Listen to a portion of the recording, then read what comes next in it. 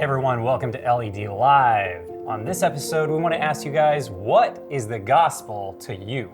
Find out on this episode of LED Live.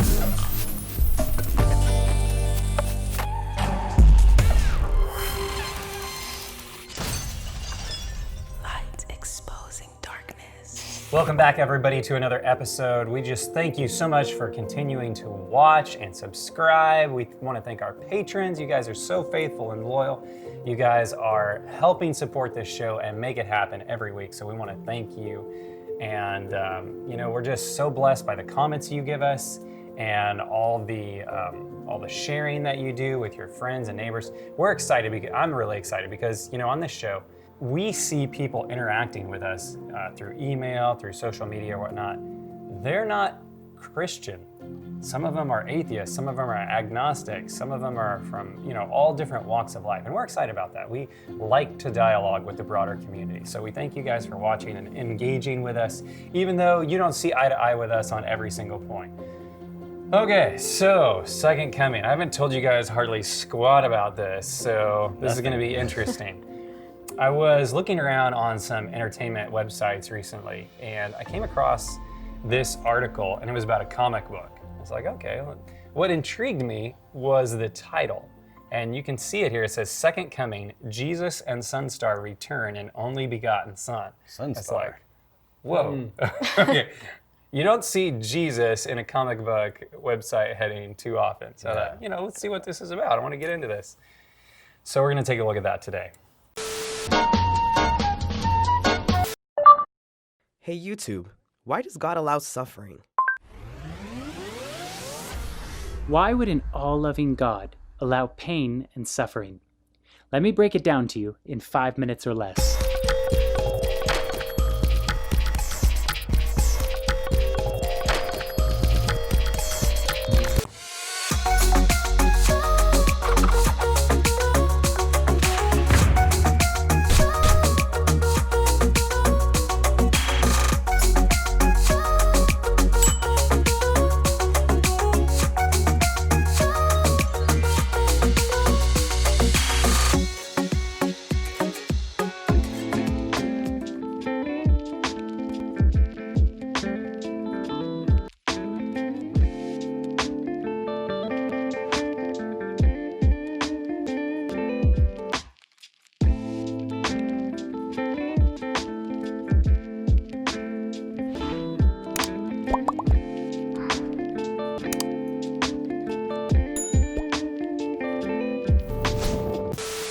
This comic book that we're going to be looking at is written by a guy named Mark Russell. He's a writer. He likes to reimagine different works in a new and interesting way.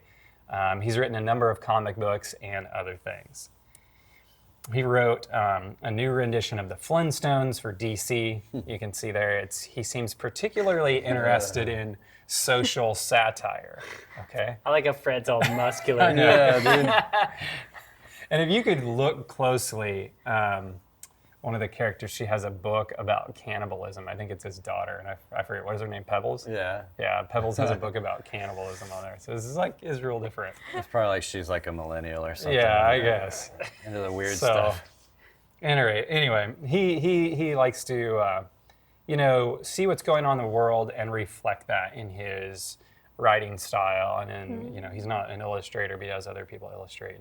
And he likes to teach a particular lesson through satire. So, Hollywood Reporter had this title as Second Coming Writer Defends Controversial Comic with an Author's Note. So the original article that caught my eye was they're actually doing a follow-up series to this Second Coming comic book.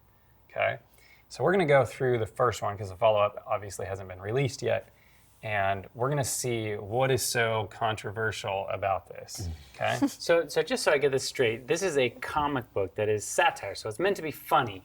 It's not meant to be serious, but what they're doing is they're trying to take a topic like religion or whatever like that, and then they just kind of throw everything in there. So I'm sure he's going to give you his perspective. Right. So I just want to explore what that is with you guys. And I'm not against like reimagining anything. I mean, if you can figure out a really cool way to retell the gospel and it doesn't, diminish it in any kind of way, and it just tells it in like a future setting or something. I think that's cool, kind of updating. And it's like another parable, Jesus told the gospel using stories. So we're not against that, right? Yeah, no, not against that. Where I draw the line is if you're absolutely just making fun of it, putting it in a bad light, twisting the truth, because yes, maybe there's a lot of people that are going to walk away being like, hey, this is a joke. But there's some people, whether it be one or two, that's too many, that are going to walk away with it with like, you know what, dude, Christianity's a joke. Yeah. So he actually got a lot of heat from this, from Christians. And they were going to publish it originally, I think, with Vertigo, but they got enough slack that they decided to go with another independent publisher. So yeah, it's got some interesting ideas in here. And for, I guess for what it's worth, is I look at this and I say, this is how other people think. And so if I'm going to interact with the world around me, I need to understand how other people view the gospel or view the second coming or view Jesus, so I know how to interact with them as well. So I'll see where this goes. This is what he said in one of the big bold prints at the top. For better or worse, this is my blasphemy. Oh. Okay. Okay. And we'll get into what that means later on down the line, but it is kind of a Sounds like he's announcing that interesting way. it's going to be blasphemous. Right. Yeah, funny how people, though, when they're doing something that they know they shouldn't, recognize that. Yeah, right. You know what I mean? Like he's like, even to just make a statement like that. Yeah. I don't know if you were talking about any other religion, Buddhism, Muslim, whatever. Like you would not make a statement like that. Like I'm a heretic Or for if you're talking like, about this. I don't Right. like ice cream. Yeah, I know it's it's a bad thing to say, but It's actually really interesting that you said that, because I want to do a Patreon post show that is about Mark Russell and a different work that he did. It's called God is Disappointed in You. And it's his basically short version summarizing the Bible. Oh wow. Okay. And in there, he has some comments about other religions. So if you think that would interest you, make sure you check out the post show for this, God is Disappointed in You. Okay. All right. So I need to give you guys a little bit of a backstory so you can see where this thing is going, where it's coming from, where it's headed. And, just so you know, this could be really offensive to some people. So I apologize if it's offensive to you. It's somebody else's work. It's not that this is our viewpoint. We're just exploring this. I Okay? think a lot of the stuff we've played on this channel is very offensive to many Christians. Warning. Yeah, warning. I mean, yeah. So this is a comic book strip. This is from Volume 1 that he did. And there's a scene with Mary Magdalene. She's buried up to her neck in rocks, or some lady. I'm guessing it's Mary Magdalene. It says, but the law didn't make them better people. And then it says, this adulteress is condemned to death by stoning. And it says, it just made them feel better about the lack of mercy. And then she's crying out, please don't, I beg you. Okay.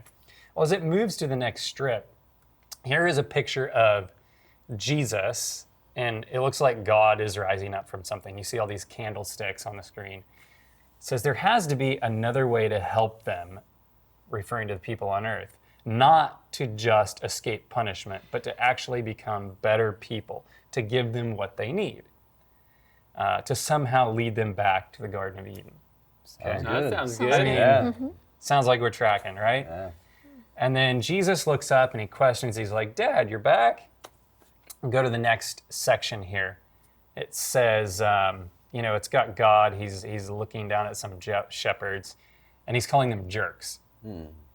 And then here's this monologue with God. He says, I am through with these people, never should have mixed them with monkeys. From now on, they're on their own. And he's pouring himself a drink.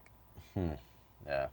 I guess so here's wrong. where the satire. Yeah, the theology comes in. kind of gets a Mixing little muddled. evolution, showing that God's an alcoholic. Yeah, so Right. God is just this old, grumpy, alcoholic dude, and he's angry. Which is a lot like the show you covered that one time. What was that show? The only one that we've actually gotten totally taken away from us from Yeah. YouTube. The one with the angel thingy? Oh, The Good Place. The Good No. Place. Yeah. Yeah. So if you've never seen The Good Place Yeah. episode, and you won't see it on YouTube, you have to go to our Patreon. Yeah. It's there. And if you have trouble, we can find another way to get it to you. You can see it. But I think it's is for free free on on there, Patreon. yeah. You can watch it there. Only episode that was completely taken down. We could not get it on YouTube. So that alone should make it really interesting to you. Yeah, I thought there was another one that you did. Probably. Man, Keith is hitting them It'll hard. probably be this one next, These right? controversial ones. Have you ever run into people that kind of view God that way? Yeah. Oh yeah. Yeah. They don't understand him, and I think that is what the devil's main method of confusion throughout the history. I mean, we know that Jesus had to come and show people the proper picture of God, right? It had so been darkened that they were walking around going, wow, you're paralyzed. What sin did you do? You know what I mean? Like, not thinking like, hey, we're broken and we've this could be easily a genetic, fallacy or whatever, And so, yeah. And he was always he always had to redirect people's mindsets. Like, you guys are a bunch of hypocrites, just, rigidly making up all these laws and trying to do it perfectly, but you have, you honor me with your lips, but your hearts are far from me. So he was always having to point people the right way because they were either this way or that way. You ever heard God of the Old Testament, God of the New Testament? Yeah. Right. As if, They're different. they're not on the same page, right? One is harsh and mean, the other one is kind and gentle. Yeah. And I think you see a little bit of that as this is taking shape. So here they are, it says, so you're just going to leave them down there? This is Jesus making a question. God says, well, I did try drowning them. So he takes a drink. And then he says, Jesus is looking down and he says, can I give it a shot? Help them in my own way? So here's problem number one that I have with that statement, obviously, is I tried to drown them. No, God tried to save you. You know what I mean? Right. Like he was all about giving you 120 years Get on the boat. of explaining to the people, listen, you have derailed your faith in God, and there's a thing that's coming. Get on the boat. Their hearts are only wicked continually. What sane person would want a world like that to exist, where everybody's killing each other, molesting each other, raping, murder? You don't want that. So you say, look, I have a different way for you. Get on the ark. I'm going to restart this thing, and it can be a great place. So because it's satire, I kind of like cut him a little bit of slack here because I'm like, okay, I'm not 100% sure. Is he making fun of Christians who believe this way because obviously it's not right? Or is he just reflecting society? I almost think that if that's not clear, crystal clear, you leave for the viewer to sort of like latch onto that and identify with it. You know what I mean? So if somebody else is like slamming God, yeah, he's just up there just drinking and he doesn't care about us. People are going to identify with that because that's what you do with art, right? You watch those pieces or you read those pieces or whatever because you find some common thing that you like about that.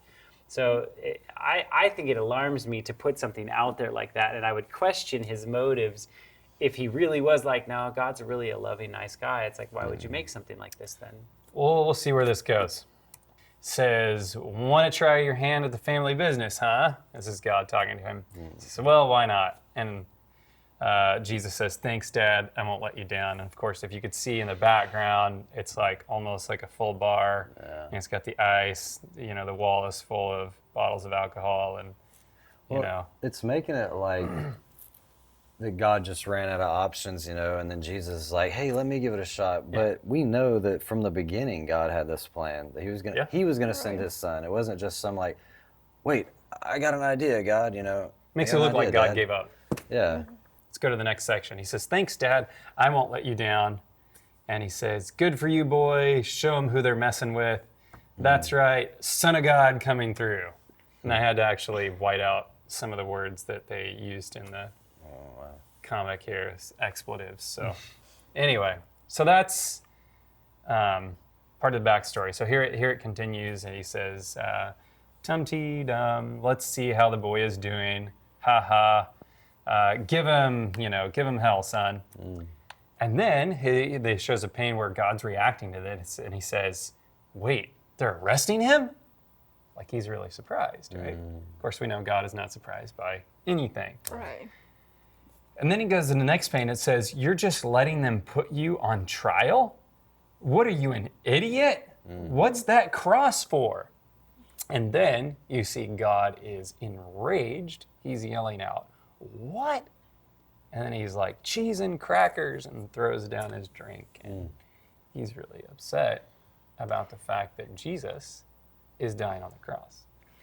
It also makes it appear as if it wasn't a cohesive plan together Right. for the plan of salvation. You know, I mean, this was set in motion before the foundation of the world, right? And you know, the fall that was in heaven was before the creation of earth. And so there was a plan already in place, you know what I mean? And this is like, you know, sad to me that you would put this out there. Completely disconnected. They're not on the same page. It's like nobody knows what's going on. They're just kind of like rolling the dice to see what happens, who can do it the best way. If it doesn't work out, I'm going to give up. Looks like God doesn't want to save the human race. It does look that way. Yeah, so it's sad. So anyway, there's that frame. And, you know, he looks at Jesus and he says, well, he looks at Jesus dying on the cross, and he actually sees this as a weakness, right? Rather than the rest of the angelic host would see this as this absolute strength of God, that he would allow his son to even go down there and pay the penalty for everyone else. I mean, that's the strength and the power of the gospel. Right. All right, so I just want to go through these different episodes briefly with you guys, just so you can see where they're going with their storyline. All right, so here's the first one.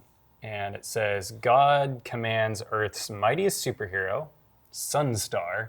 And Sunstar is supposed to be like a Superman type character. It says, to accept Jesus as his roommate and teach him how to use his power in a more powerful way. Wait. Okay. So, Wait.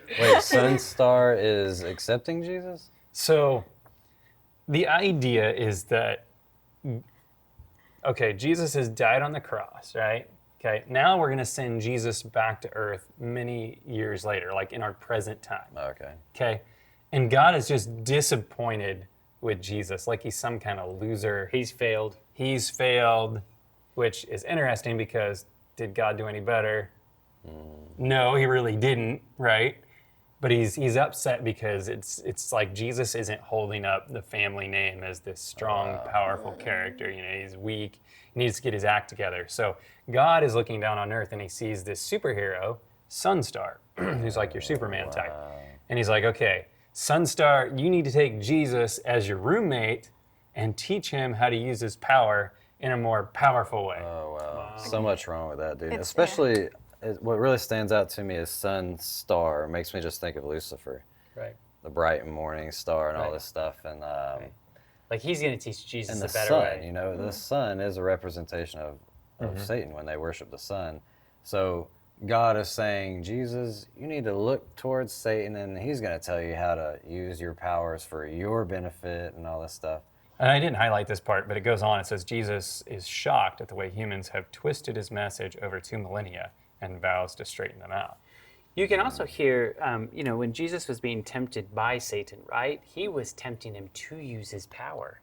He did not use his power for his own self or whatever.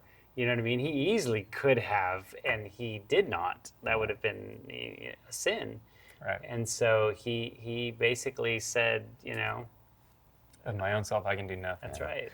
I just want to clarify because I know it'll come in the comments. I said that Satan was the bright morning star. There's actually a reference to that as being as Jesus, and there's certain versions of the Bible that call Lucifer the same thing, but in the King James, it's the son of the morning. That's right. But either way, the sun, he's, what's he called?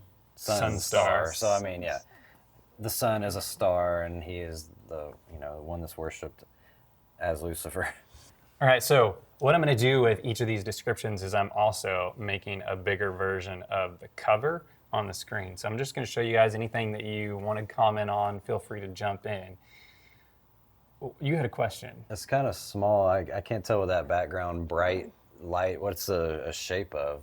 I think that's God the Father in the background. Okay. And so if you can see here, it's Sunstar, and what is he doing? He's beating up this guy who's got a gun. And Jesus is like forcing Feeding. communion upon somebody or something. It looks like. He's feeding this criminal, right? But it looks like by force, right? It does kind of look like by force, yeah. But the whole point is they have completely different methods, right? One is I'm violence, choking him out, I'm going to feed him. and the other one is not violence. So that background is a silhouette of the Father? I think so, because it looks like he's face palming. Right. Right? You know, like, what is he doing? He's trying to feed people, you know? Like, why can't he be more like Sunstar?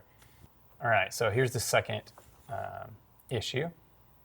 And it says, when a weirdo stalks and threatens Sunstar's girlfriend, Jesus tries to prevent the superhero from succumbing to rage, but God has other plans. It's Sunstar flying through the air, and what is Jesus doing?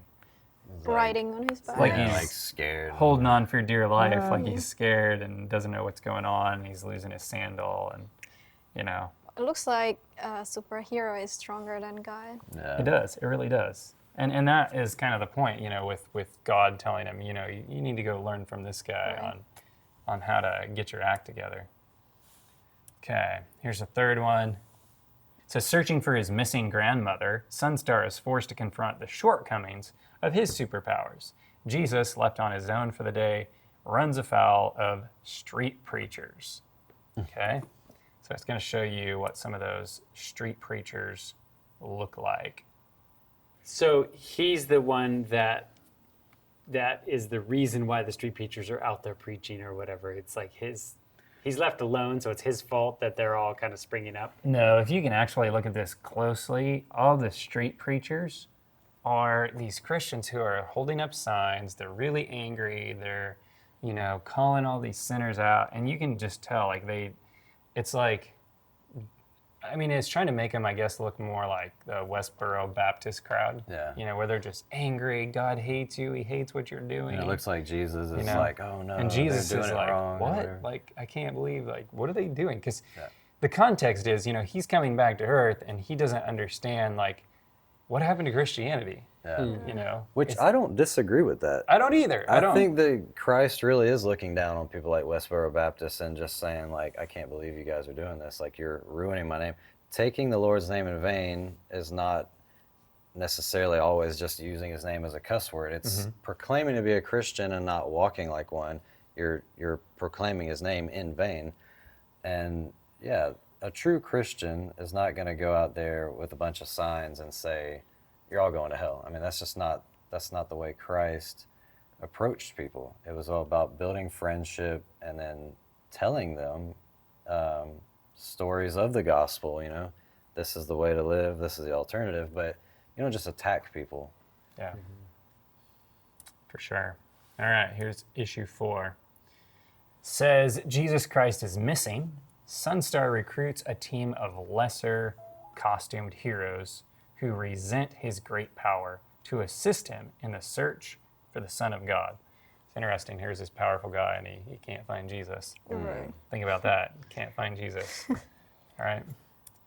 And so here's the cover for this. It shows Jesus is in prison, and then there's all these prisoners in there with him. And, you know, one of them is trying to get him to turn his lunch and water into wine. Or some better meal, you know, like fish and bread. Looks like the temptation in the wilderness, you know. Yeah, Ask him right. to use his power and everything. Yeah. Tempting him to use his power for all these, you know, selfish demands as he's in prison and he's there just kind of like bored or frustrated or what have you. But almost done in a mocking way, you know what I mean? But, you know, at the same time, I kind of go back to this as like satire, and it's like, how many of us, you know, do that to Jesus? You know, help my, you know, just make this quick fix for my life that doesn't really have anything to do with Christianity or with my salvation or whatever. Yeah, like, sometimes I do like hearing like Christian comedians where they kind of make fun of Christians as a whole, how we kind of are, and you know, it's just hard. It's like this fine line you got to walk. Like, where do you draw the line when it comes to making fun of the Bible or something like that? You know, like I said, I agree where Christ is getting frustrated with Christians doing things the wrong way or whatever. But yeah, this thing has definitely went over the line a couple times. Yeah. I think the point he's trying to make with, at least with this, this scene is God's not a genie that you rub the lamp and you're like, okay, make 3 wishes now, whatever you want. You want to be rich, you want to be whatever. It's not like that. Yeah. Which I think is a good point. Mm-hmm.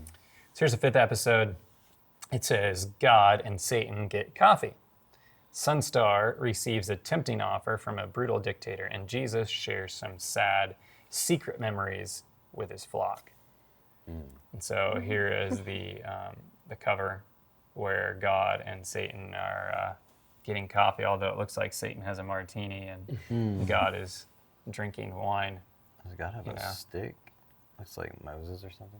Yeah, I don't know that he has a stick, but you can see, it's kind of interesting. If you look at this, like God is dressed almost like he's this hobo, caveman or something. Caveman, and of course he's grumpy and angry. And Satan is there. Notice Satan has the nicer clothes. Yeah. His hair is made up into like horns. He's wearing the purple and scarlet. Yeah, he's wearing the purple and scarlet, and he doesn't look as angry, and he's just, here they are just kind of staring each other down. So that was the 5th episode, episode 6, the last one in this series. It says Sunstar and Sheila, I think that's his girlfriend, leave Jesus in charge as they go off on their honeymoon. And then it says Satan tempts Jesus one last time. So it seems like Satan is the boss of Jesus, or what? I don't know if they're getting with that, but it's like why I do question like, well, why does Jesus need to be tempted again? He already proved everything. He already overcame. So here's the last graphic, and it's Jesus with his arm around Sunstar, almost like he's holding him up.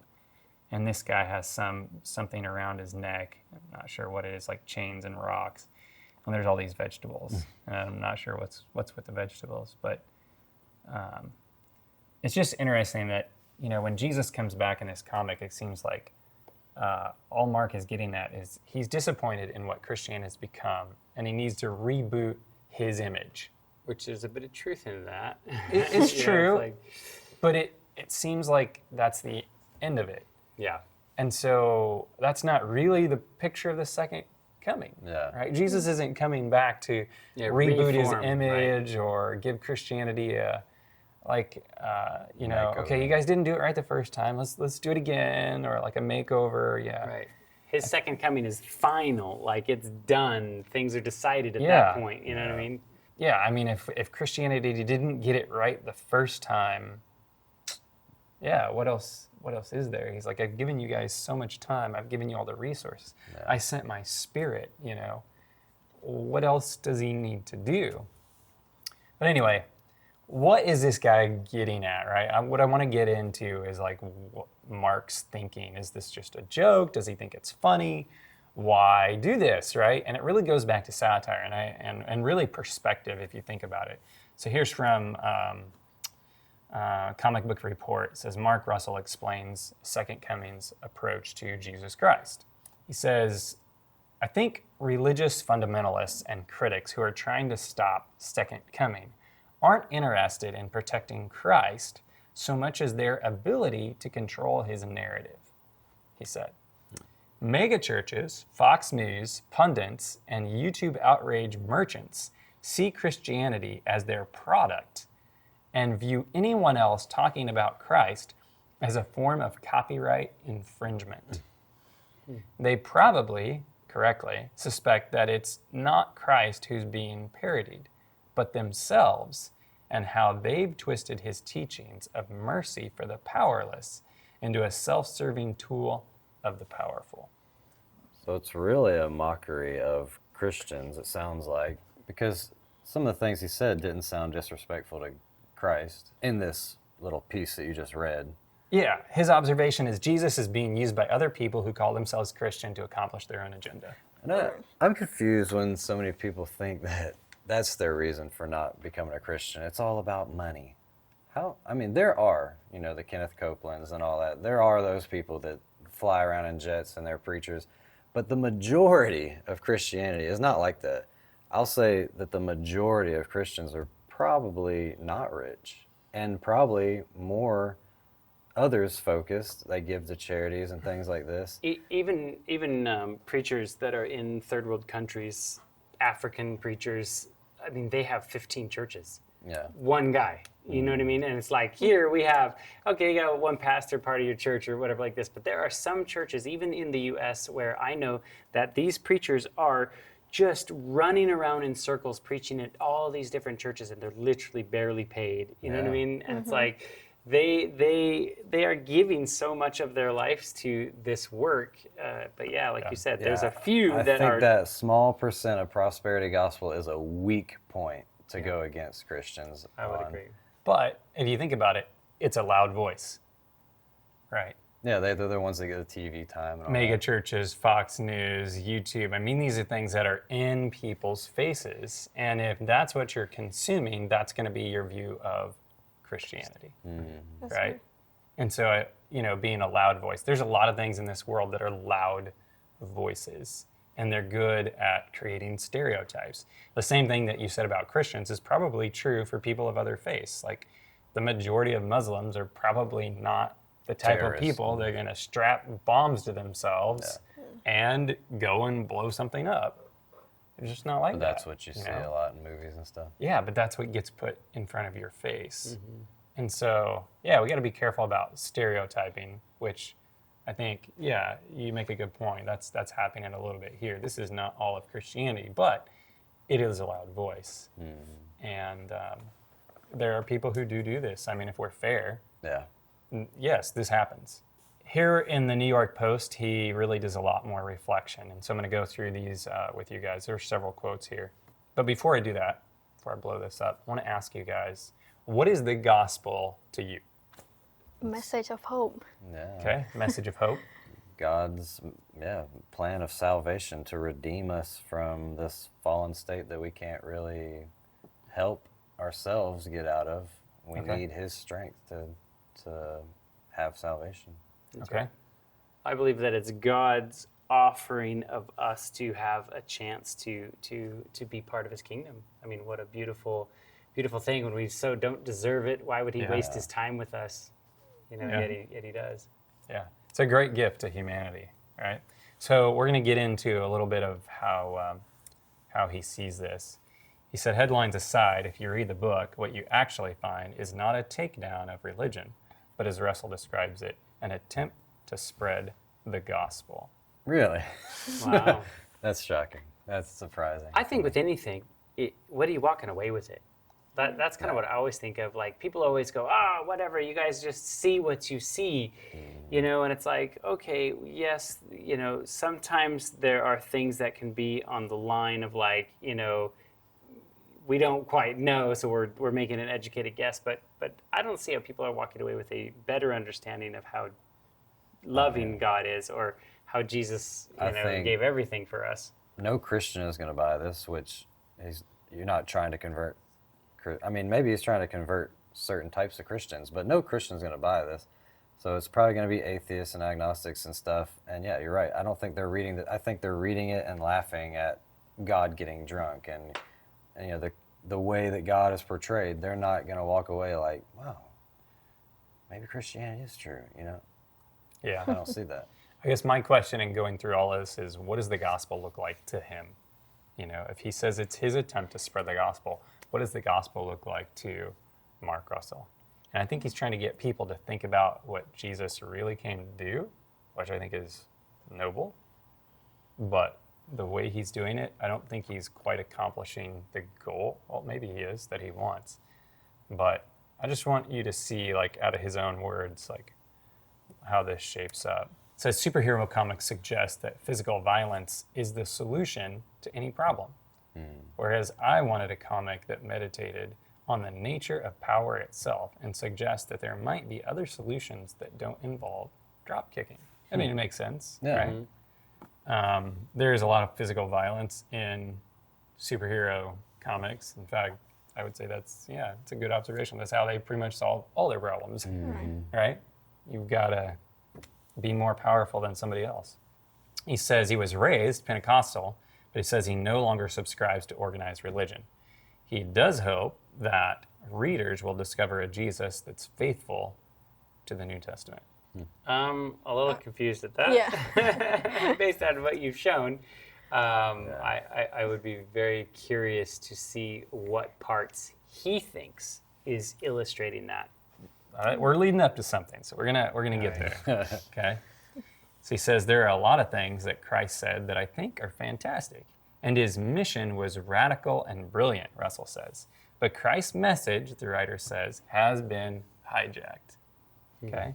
Somehow Christianity has become a tool of the empires that it was originally designed to help people escape. Here's where I start to disagree and take a different direction with him. He says, Jesus was the original rebel, an enemy of the powerful, preaching against two things that empires use to subjugate their citizens, greed and fear. Why do you disagree with it? The reason I disagree with that is I don't think Jesus was a rebel. Right. Yeah, I maybe think the that wrong word. is that is how you would characterize Satan. Yeah. Satan was the rebel. He was the original rebel, if you want to use his term. So Satan was the original rebel, not Jesus. And I don't think his objective was to preach against greed and fear only. That wasn't his That's earthly true, mission. His earthly mission was that Jesus came to save us from sin, Amen. and that is the gospel. Yeah. Repentance and remission of sin. I mean, that's what John was, preaching in the wilderness, and that was part of Jesus' mission as well. So if you're just freeing people from greed and fear, is that like the end all? No. I mean, to me, there's way more to Jesus' mission than just freeing people from greed and fear. He doesn't free us to just say, okay, now live your lives however you want because there's no more greed and there's no more fear. Yeah.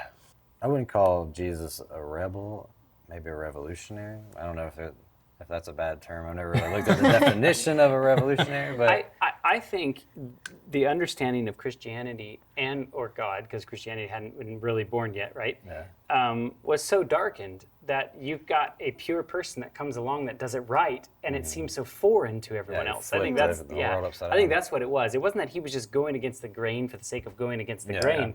He was the correct representation, reforming. and everybody is sickened with this direction of life that they're gone. If we use the scriptures, it says that rebellion is the sin of witchcraft. Yeah. And we know that Jesus didn't sin. So Yeah. if you're going to use term for term, I wouldn't call Jesus a rebel Yeah. just because of those two things, because Satan was the original rebel, and the Bible says, rebellion is a sin of witchcraft. So anyway, I want to read this verse from Galatians 1, 6 through 7 as we're kind of wrapping things up. He says, this is Paul talking to the Galatian church. He says, I marvel that you are turning away so soon from him who called you in the grace of Christ to a different gospel. This is not a new thing. Like, people have dealt with different versions of the gospel for a long time, as far back as Paul's day. And he says, which is not another. So people call it the gospel, but it's really not. Yeah. It's really not the gospel. And he says, but there are some who trouble you and want to pervert the gospel of Christ. And so I think in our day and age, we also have to be cautious about perverting the gospel of Christ. And it's really not that hard. I mean, it's a very simple message. Jesus died to save us from sin. Yeah. You don't have to complicate it beyond that, or turn it into something else.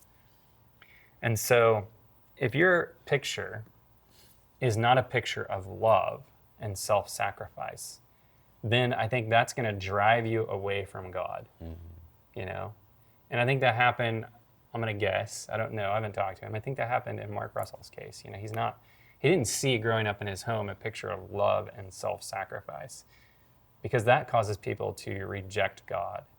And I think that we should give people at least a little bit of intellectual credit for that. Yeah. It makes sense when people reject God if they don't see the proper picture of God. Right. Now, I'm going to go out on a limb here. I get it. I'm going to go out on a limb here because I believe that, we need to do a better job at representing Christ, right? Yeah. This is a classic case here of how easily somebody can maybe have something that went bad in their life. Maybe a youth pastor, ousted him and made him feel like not welcome or something like this, and then all of a sudden it's like you're like, well, I don't want anything else to do with organized religion. I mean, people should be generally, if you are a true follower of Christ, they should be generally like, I want you as my neighbor. Yeah. Like, I really like being around you. I feel like this person is a really amazing person. Even if I don't share your same ideals, if you are a true Christian, that love should be pouring out of you. And how can people reject that, right? Isn't that what the world's all about? Love, love, love. Everybody wants love, right? But that's what a Christian really should feel. So I feel saddened that he walked away from Christianity with that kind of an idea of organized religion. And all too often, it's too much that case. But in all of our little small circles, we can do better at being that representation. So to those who are watching, if you don't have that picture of God, that picture that is of love and self-sacrifice, what if you're wrong? And I believe you are. What if you're wrong and God really is a God of love? What are you missing out on? Right? I want to let you think about that. What is your picture of God? I would like to invite the viewers, those that are watching, to comment below and tell us, what is your picture of God? Share that with us. We want to know, is it a positive picture? Is it a negative picture? Is your picture of God affected by something that happened to your life, like Scotty was just saying?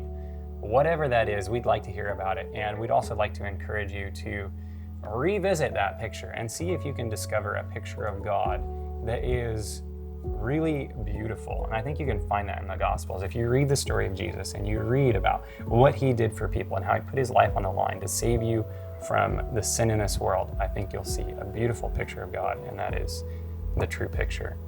So that's all I got. Make sure you guys like, comment, subscribe, and we will see you again on the next show. Thanks for watching. This has been LED Live. Catch you later.